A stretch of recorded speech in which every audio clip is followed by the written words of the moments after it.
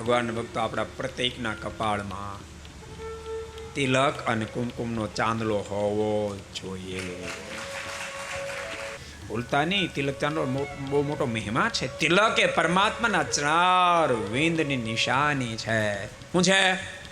ભગવાનના ચરણાર વિંદની નિશાની છે. અને જેના કપાળમાં ભગવાનના ચરણાર વિંદ પડે એને જમના દૂતો પછી અડી ન શકે.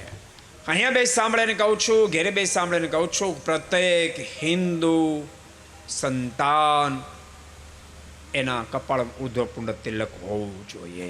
પ્રત્યેક હિન્દુના કપાળમાં.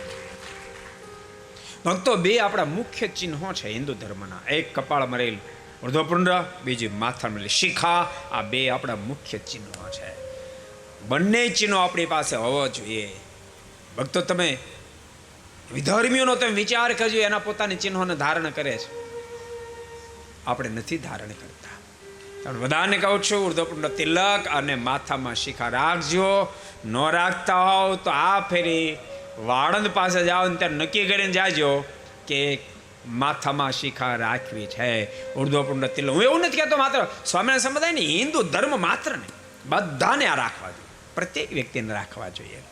અને પોતપોતાના સંપ્રદાયનું ચિહ્ન ધારણ. હું તમને એમ કહું, એડ્રેસ વિના ટપાલ પોગે ક્યાં? કોજી પોગે ક્યાં? ઉર્ધ્વપુંડ તિલક એડ્રેસ છે. ઘણા શું કે હું ખોટું કરતો નથી, આમ નથી કરતો, તેમ નથી કરતો. સરસ પત્ર તમે સરસ લખ્યો, પણ એડ્રેસ વિના પોગશે ક્યાં? તમને ખબર, ટપાલે છે ને, ટપાલ પેટીમાં બધી ટપાલો બહાર કાઢે અને પછી થોકડો મારી પછી જોતો જાય આ કયા જિલ્લાની છે, આ કયા તાલુકાને, અલગ અલગ અલગ કરતો જાય. એમ છેલ્લે આપને અલગ વેરાયટી કરશે. આ કયું એડ્રેસ છે?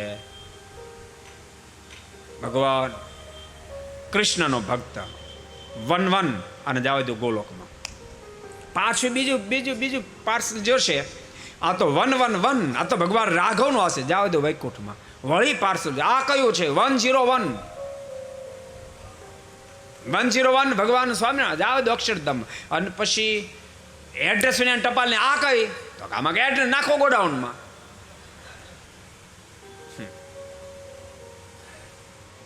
માટે બધાને કહું, ફરજિયાત ઉર્ધ્વપુંડ તિલક કરશો.